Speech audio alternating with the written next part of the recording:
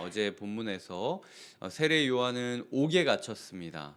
자신이 하나님을 위하여 열심히 수고했고, 그리고 분명히 확신을 가지고 했던 일임에도 불구하고 자기의 생각과 다르게 펼쳐지는 양상으로 말미암아 그는 질문을 갖게 되었습니다.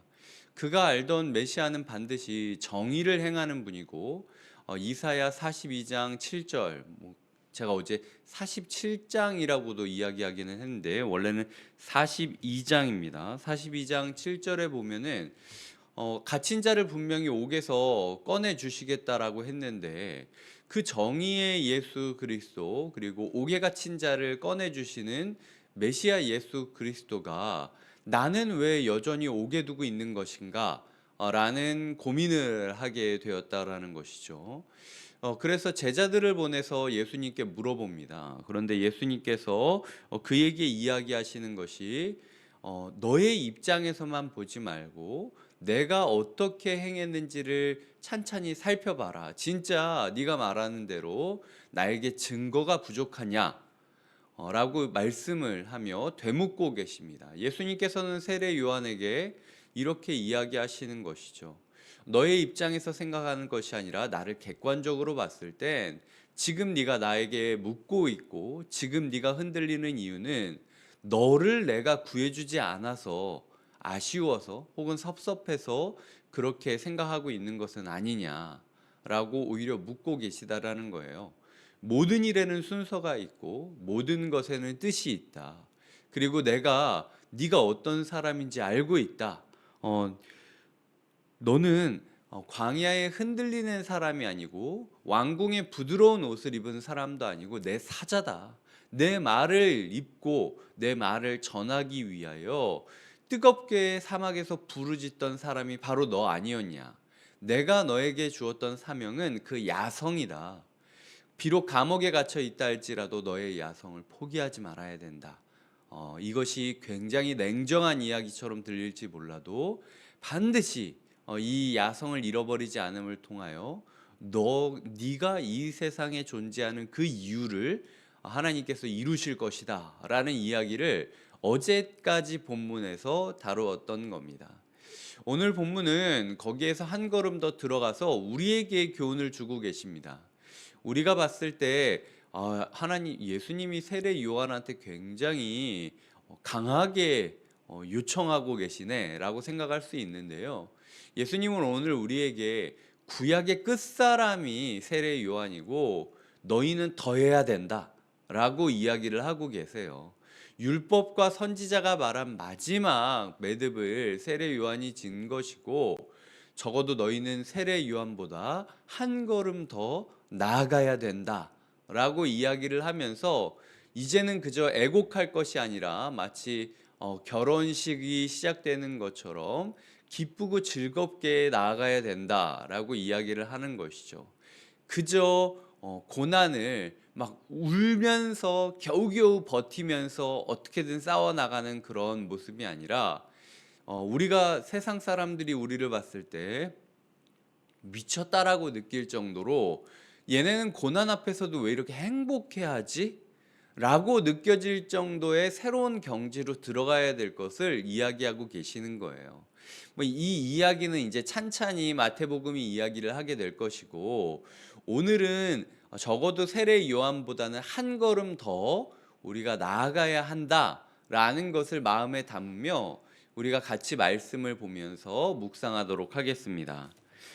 11절에 보면 내가 진실로 너희에게 말하노니 여자가 낳은 자 중에 세례 요한보다 큰 이가 일어남이 없도다. 그러나 천국에서는 극히 작은 자라도 그보다 크니라 라고 이야기를 하고 있죠.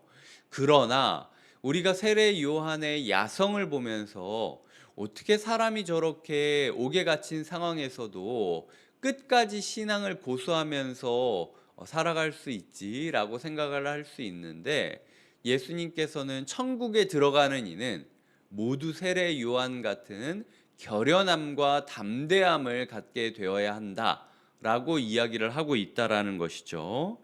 12절에 보면 세례 요한의 때부터 지금까지 천국은 침노를 당하나니 침노하는 자는 빼앗느니라 라고 이야기를 하고 있습니다.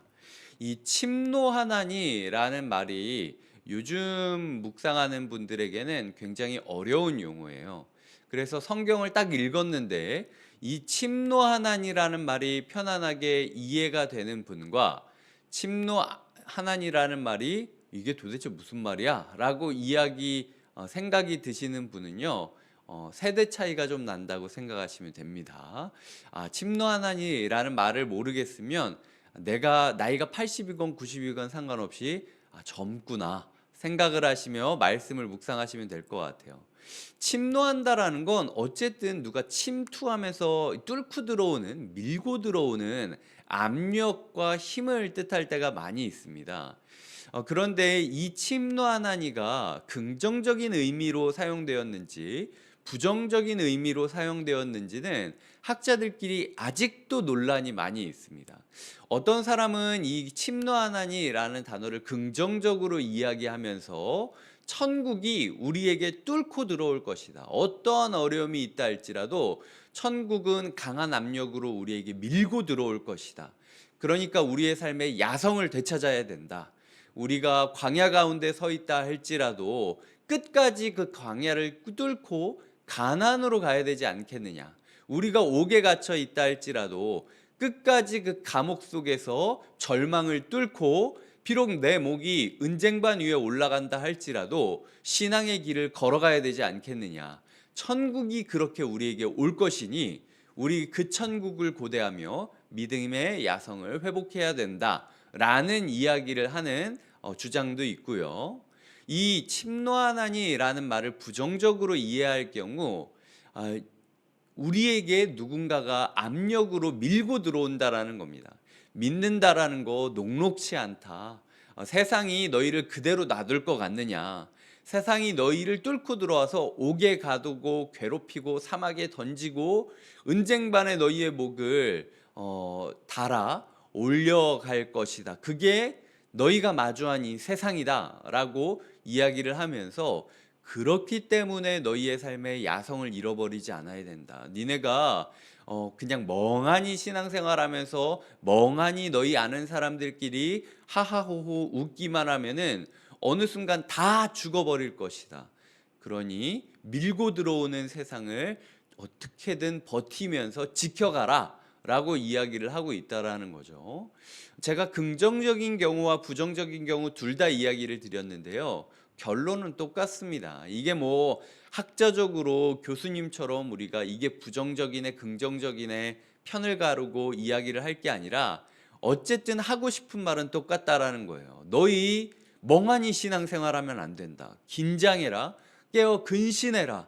사단이 우는 사자처럼 너희를 물려고 다가오고 있고 예수 그리스도가 지금 세상을 뚫고 십자가를 땅에 박고 세우려고 하고 있다. 그런데 너희는 이 엄청난 격전지 한 가운데서 뭐 하고 있냐? 예수 그리스도께서 십자가라는 깃발을 꽂기 위하여 강한 힘으로 세력을 뚫고 계시고 사단은 그 예수 그리스도를 막기 위해 처절하게 저항하고 있는 영적 전투의 현실 가운데 소위 말해서 일반적으로 평범하게 너희가 생활하는 게 진짜 신앙생활이느냐라고 주님께서 우리에게 물어보고 계시다라는 거죠. 신앙생활을 한다라는 것은 항상 규격 외 삶을 살아간다라는 것입니다. 그냥 이 정도 하면 되겠지라고 하는 선에서 딱 한 걸음만 더 나아가는 것. 그래서 얘가 뭔가 좀 특이하게 살아가는데 라고 하는 그 특이한 지점에 도달하는 것이 신앙생활의 바른 모습이다 라고 이야기를 하고 있다라는 것이죠. 주님께서는 우리에게 말씀하고 있습니다.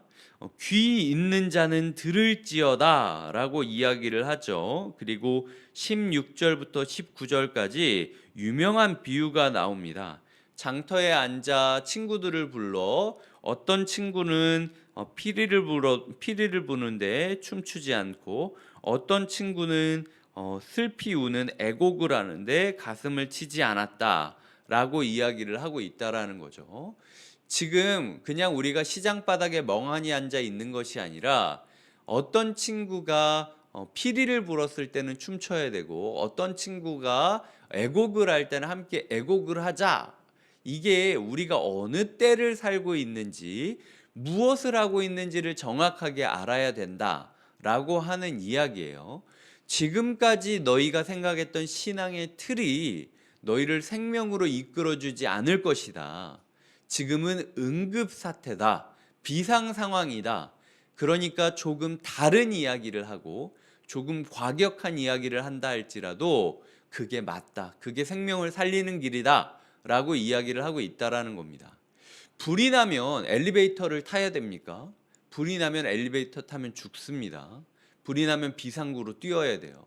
내가 18층에서 살고 있는데 아니 어떻게 인격적인 하나님께서 나에게 18층에서 1층까지 승강기를 이용하지 말고 이 계단을 타고 내려가라고 뛰어가라고 그것도 아무것도 챙기지 말고 일단은 달려야 된다라고 나를 강요할 수 있습니까? 라고 이야기를 하는 게 우리의 신앙생활이라는 거예요. 그런 우리에게 주님께서 말씀하고 계시다라는 거죠. 지금 불났는데 너 승강기 타면 죽어. 기존에 네가 생각했던 그 신앙생활 남들도 다 이러지 않냐라고 이야기하는 거 그 사람들이랑 너는 조금 달라. 지금 너의 삶은 비상 상황이고 어떻게든 나를 붙잡지 않으면 살 수 없는 상황이 지금 네가 살아가고 있는 이 시대다라고 이야기를 하는 거죠. 보시면은 두 가지 놀이를 하는데 결혼식 놀이를 하고 장례식 놀이를 하고 있지 않습니까? 인생 가운데 결혼식이 흔합니까? 장례식이 흔합니까? 흔치 않은 상황이에요. 둘 다 피리를 부는 사람도 애곡하는 사람도 우리를 낯선 상황으로 이끌고 있는 것입니다. 그러면서 예수님이 세례 요한을 이야기하시죠.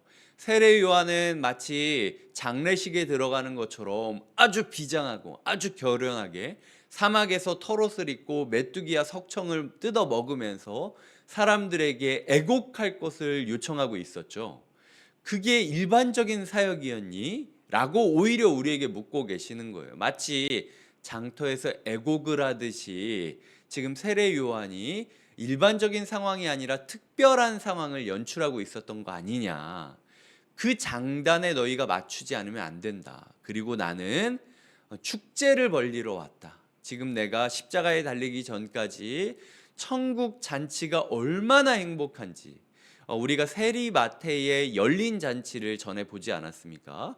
세리마태의 열린 잔치, 예수 그리스도의 잔치가 있고 모든 죄 지은 자들이 다 그 잔치에 다 모여서 행복을 만끽하는 것.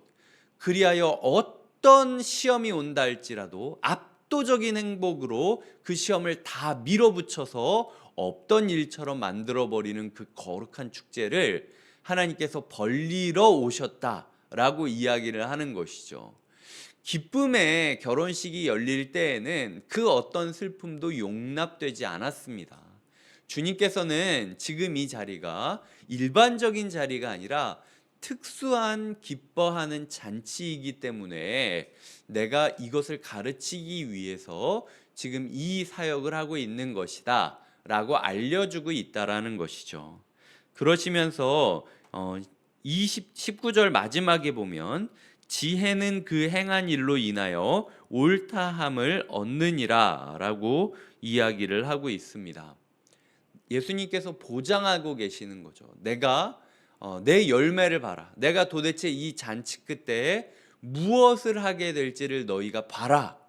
그러면은 내가 얼마나 너희를 사랑했는지, 내가 얼마나 억울한 너희의 편에 서 있는지, 내가 너희를 구출하기 위해, 옥에서부터 구출하기 위해 얼마나 애를 썼는지를 너희가 반드시 확인하게 될 것이다.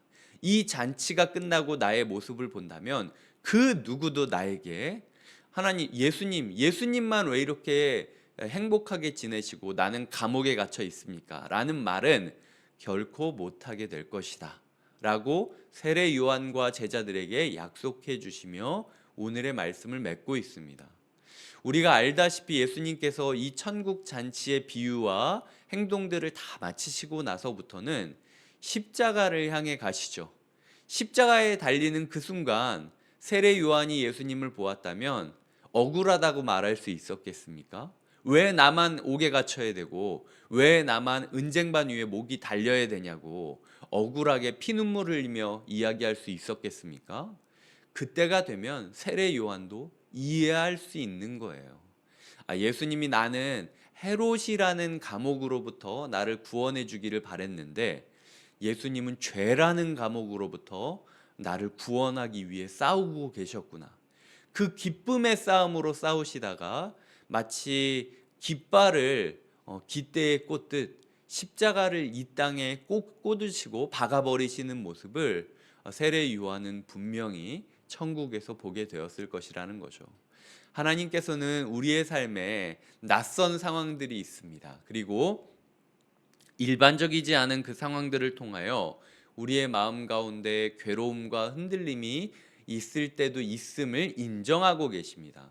초대교회가 그렇게 흔들리는 사람도 있었기 때문에 예수님의 하고 많은 이야기 중에 세례 요한조차도 흔들리지 않았느냐라는 이야기를 마태는 적어놨을 거예요.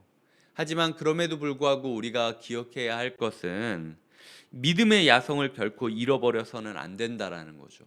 그리고 지금 이때가 일반적인 때가 아니라 화재 상황이나 전쟁 상황 같은 비상 상황에 있기 때문에 때로는 하나님 나라가 밀고 들어오는 그 압력에 동참하여 우리도 세상을 침투하고 세상을 꿰뚫고 밀어대야 되고 때로는 우리를 강렬히 저항하는 세상 앞에서 어떻게든 버티면서 우리가 지켜야 될 성벽을 하나님 나라의 성벽을 사수해야 된다라고 이야기를 하고 있다라는 거죠. 이전까지의 신앙생활을 어떤 식으로 했는지 다른 사람들은 신앙생활을 어떤 식으로 했는지 중요하지 않습니다. 일단 불이 났고 전쟁이 났기 때문이죠. 이제는 세례 요한을 통하여 애곡하라고 하면 우리가 애곡해야 되고 예수님을 통하여 기뻐하라 라고 하면 기뻐해야 하는 겁니다. 하나님 나라의 법칙, 하나님 나라의 원리가 새롭게 우리에게 교훈되었고 이제 우리는 절망을 압도할 만한 기쁨으로 오늘 하루를 살아야 할 책임이 주어졌다라는 것입니다. 이 야성을 가지고 다시 한번 세상 가운데 승리하시는 하루 되시길, 그리하여 모든 것이 끝나고 나서 이 행한 열매로 말미암아 우리가 지혜와 동참하고 동행하고 있었다라는 사실이 증명되시기를 주님의 이름으로 축복드립니다. 기도하시겠습니다. 하나님 아버지, 우리의 믿음 생활 가운데 야성을 잃어버리지 않게 하여 주시옵소서. 정말로 너무 나약하게 주저앉아서 어떻게 해야 할지도 모르는 채로 그저 그냥 하나님의 손길만 바라는 것이 아니라 하나님이 우리를 광야 가운데 두신 건 뚫고 가라고 하신 것이니 가야 할 곳을 향하여 뚫고 밀고 나아갈 수 있도록 인도하여 주시옵소서. 하나님 나라가 우리의 삶으로 뚫고 들어오고 있고 우리에게 다가오는 세상 또한 우리를 밀어대고 있습니다. 이 거룩한 영적 전쟁의 한 중간에서 이 한복판에서 우리가 해야 할 일을 할 수 있도록 주님 우리의 마음을 지켜 주시옵소서.